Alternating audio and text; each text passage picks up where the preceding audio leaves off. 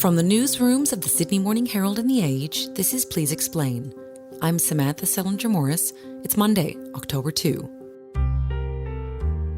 For the last couple of weeks, the relationship between India and Canada has been crumbling, with each government lobbing extraordinary accusations against the other. They claim acts of espionage and terrorism. The match that lit the powder keg of tensions was a murder of a Sikh separatist in Canada. It's thrown a spotlight on a relatively obscure protest movement which aims to create a new homeland for Sikhs and has now stretched beyond the borders of India.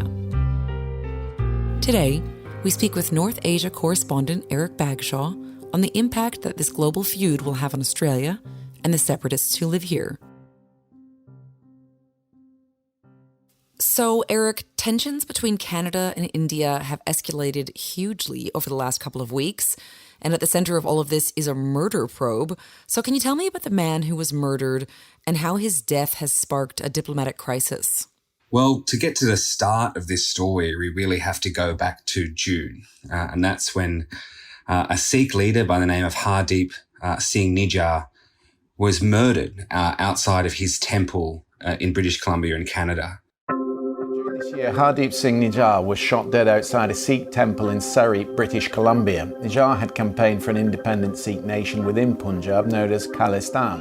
He was wanted.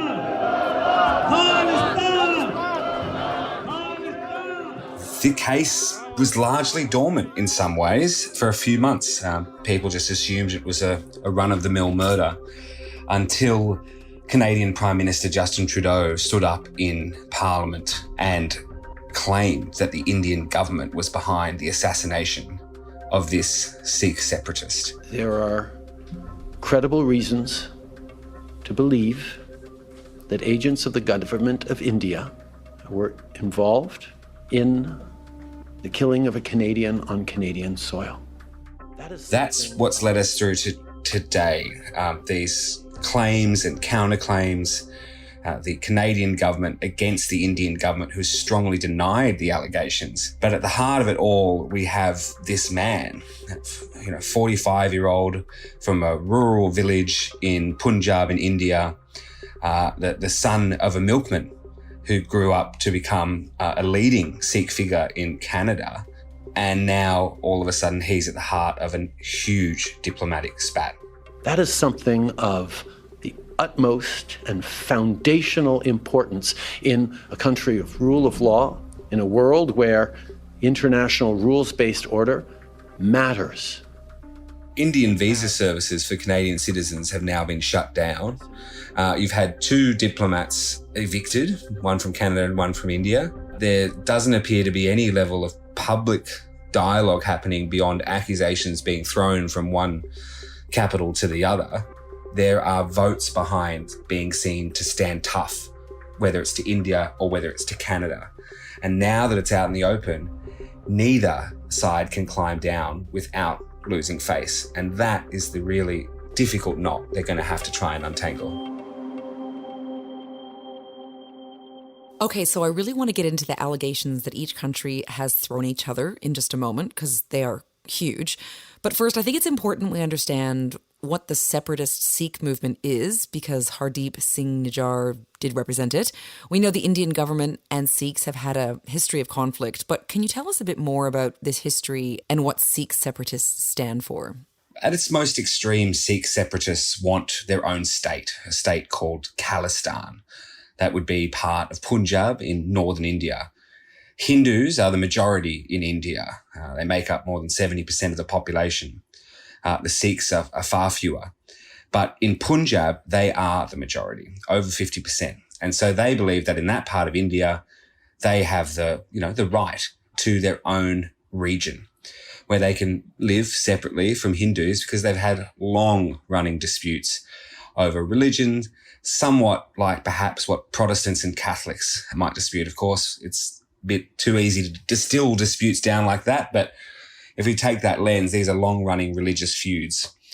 And that's led to both discrimination, it's led to ostracization, it's led to poor economic outcomes, and by and large, Sikhs feeling like they've been hard done by the Hindu majority.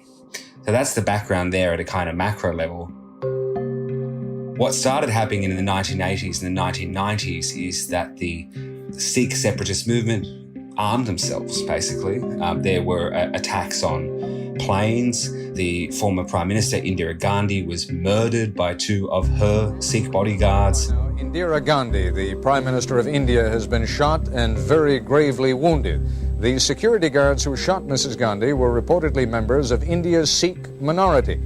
Both of them are said to have used a stem... There was a long history there of some violent extremism. Since the bombing of Air India Flight 182, the plane traveling from Montreal to London exploded off the Irish coast, killing all 329 people on board, 280... And then crackdowns by the Indian state against the Sikh community in response to that. And so that deepened the sense of persecution amongst those people. But if we're honest, when we take a look at the last 20 years, that Sikh separatist movement has been severely weakened. They are a fringe operator, and I think, as my colleague Saurabh Yadav, an Indian journalist who's done some work with us in India on this, has found, they have kind of moved very much to the fringes of Indian political debate. I'm Saurabh Yadav. I'm an independent journalist based in India.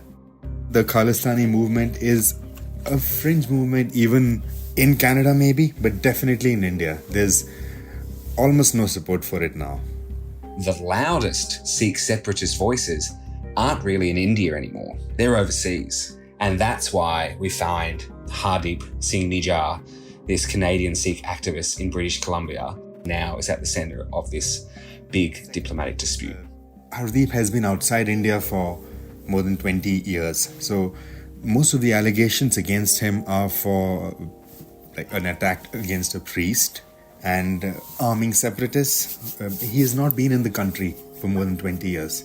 So they don't seem credible to the family. Okay, which brings us, of course, to the allegations, because the Canadian government has alleged that the Indian government might have links to Hardeep's shooting. So what has India said in response?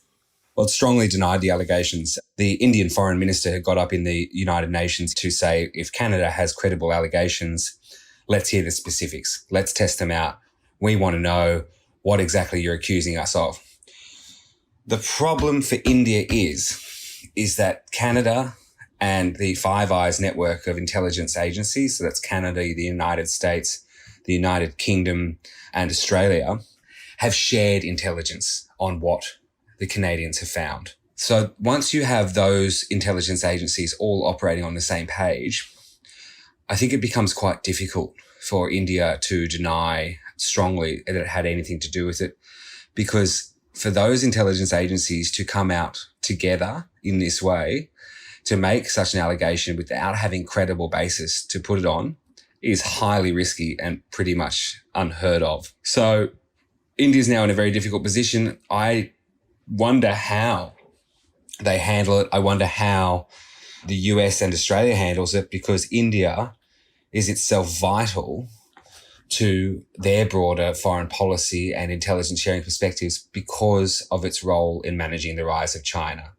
So you have a really delicate situation where they want to put these claims to India, but probably not piss them off too much, because they will need to keep them on side for their big picture thinking. Okay, right. And so to India, it's accused Canada of then harbouring terrorists, which is how the Indian government views these Sikh separatists. So what has Canada said in response? Well, this is the challenge really for Canada. What has followed is more accusations and selective leaks. No proof, though.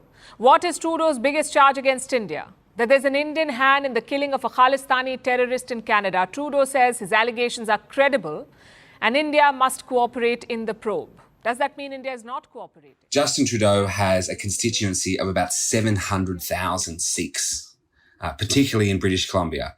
They are actually quite a large ethnic group and an important political group for him to maintain relations with. That is why India has accused Canada of harbouring terrorists, of allowing some of this alleged extremism to go on, because it's basically saying you're looking after your own electoral interests by protecting this community. And it is this politics that is driving Canada's agenda, not any commitment to democratic values. It's unfortunate that this has to be said over and over again because Justin Trudeau's motivations are quite obvious. A textbook example of vote bank politics and justifying terrorism as freedom of expression. It's been more than there might be some element of truth in that. Politicians are pragmatic. If they look at an ethnic constituency and say, I'm going to stand up for them because they might win me some votes, that might not be such an unfair allegation to make. But the problem is that there isn't really public proof of extremism being committed by the Sikhs in Canada beyond standing outside consulates, protesting, a couple of dozen, mostly men, hanging around for the day. There's some inflammatory posters. There's kind of a riling up of the community. But we've yet to see any real public evidence of actual violence being committed. And so for India to come out and claim and say, well, these guys are terrorists, simply because they believe in a free Sikh state, I think is a challenging definition for Canada and other Western governments to grapple with. And is there any suggestion that this is actually political posturing on some part of Narendra Modi? Because he's made it his vision, a Hindu-dominated state, a key part of his electoral appeal, and he's branded Sikh separatists as terrorists as part of that. And of course, he's up for election, I believe, next year. I think as my colleague Sarah noted when he went to visit Nijar's village, the actual threat of a Khalistani republic or Khalistani state, a separate Sikh sort of government, is non-existent. There has not been many Sikh separatists in India. Actually, there's none of note, in fact. And the only action there has been recently has been on the property of these one or two Sikh separatists from Canada. So their properties in India have just been seized. That's the only action. You know, this is meant to be the homeland of Sikh separatism in a way. And no one there is really saying, yeah, I really want this to happen. What kind of conclusion that might lead to is that Modi might be inflaming this threat of a Khalistani separatist movement because he wants to boost his national security credentials ahead of the election. We see this tactic around the world. If you sort of display the threat or at least promote the threat, then that can often win new votes and give you more power. I think in Australia, we've seen that in the past ourselves. So there's definitely that domestic politics at play. The New York Times and the Washington Post have done some really great reporting on how Modi's party, the BJP, are using social media to fuel some of that nationalism, to build some of that sense of threat. Was a portrayal of Hardeep Singh Nar. Everywhere on Indian media, especially Indian television, when they spoke about him, he was called a Khalistani terrorist. Someone called him a hardcore terrorist. And if you go and speak to people in the village, that's the last thing they would call Hardeep Singh Nar. Because at the end of the day, I think Modi knows very well that he's talking to more than 70% of Indians when he says he wants a strong Hindu state. You know, these are really cut through political messages. And in blunt terms, Modi is as kind of devout and as right-wing a Hindu leader as India has ever seen. So all of this plays into that narrative. And it means that when you have an allegation of terrorism or extremism, I think you can extract pretty significant domestic political capital out of that. And I wanted to ask you about what impact all of this could have on Australia, because Australia has very important diplomatic and economic ties with both Canada and India. So what might be the impact here for Australia and Australians?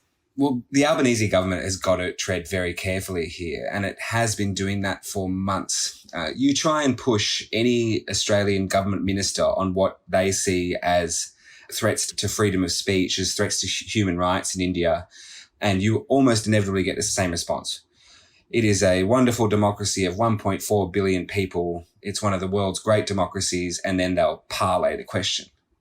And the reason they'll do that, even after the Indian government raided the BBC, for example, even after significant questions were raised about human rights abuses, is because India is such a vital partner and has made itself such a vital partner because China has become so much more assertive. Within that, there's, huge economic connections, migration connections. The Indian diaspora is one of the largest in Australia. And so it has to be careful not to inflame those tensions. I think the language we tend to see is that Australia has raised its concerns, serious concerns. And I note that investigations are still underway. But obviously, these are concerning reports, and as I've said, we are monitoring these developments closely with our partners, and will continue to do so. We have talked directly to the Indian leadership about this, but it's all behind closed doors.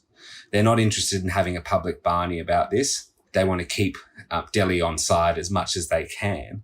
And so I think we'll see a softly approach, even as I think the public becomes more uncomfortable, or at least more aware of what is a rising tide of nationalism in India. Okay, and I wanted to ask you of a claim that was made by one of the Sikh separatist leaders that separatists in Australia are also in danger. That's right. I spoke to a Sikh leader, Hardeep Singh, who's based in New York last week. He's also been listed as a terrorist by the Indian government. And as far as he can tell, it's pretty much for putting posters up outside consulates. There's been some derogatory sort of content that they've put out against the Indian government. But he's also firmly denied attempting any kind of violent extremism. And I think that's what he was getting at. He's got many colleagues in Sydney and Melbourne who do the same thing. They kind of hang out outside Indian consulates and maybe harass some diplomats. But the Indian government's sort of reading of that is that perhaps that's enabling extremism. The Australian government takes a very different view. And so they have made it clear that while it takes the Indian government's concerns on board, as far as they're concerned, they are happy to allow those protests to continue and they won't be interfering. I think what Guptwant was suggesting is that the pressure on Canadian separatists and Canadian Sikh leaders is coming to Australia. And we have seen that. We've also seen some actions allegedly by the Sikh community where we've seen defacing of Hindu temples that's caused some uproar. Cultural clash exploded outside Federation Square. Flags became weapons, a brutal bashing on Swanston Street as police tried to control the pro-Sikh and pro-Indian protesters. So there's sort of this internal sectarian disputes that originated in India but have become all of a sudden much louder overseas in places like Australia and Canada as those Sikhs have migrated and as Indian nationalism has grown. But this leader has said to you Australia is the next target for Indian agents. So is there concern there then that we may, at the worst end of things, get an assassination on our own soil? Look, I guess you can never rule these things out. I don't think you could have imagined that the Canadian Prime Minister would stand up in Parliament in Ottawa and say, we believe the Indian government is behind an assassination on Canadian soil. I think that would have been gobsmacking if you had have said that 2-3 weeks ago when we were there for the G20 in Delhi. So things can change very quickly. It's just that more often than not, we don't hear about them. And when these kinds of intelligence activities take place, they do take place in the dark. And I think in this situation, Trudeau asked Modi about it, asked Modi to have a longer meeting about it. Both of those requests were rebuffed. And there was a situation in which the Canadian Prime Minister felt like he had to go out in public about this situation. And so that's part of the reason why it's all exploded in the way it has. Do I think there's an imminent threat to Sikh separatists in Australia? I couldn't possibly know. But I don't think any of them would be feeling more comfortable than they were last month. Thank you, Eryk, so much for joining us. Great to be with you, Sam.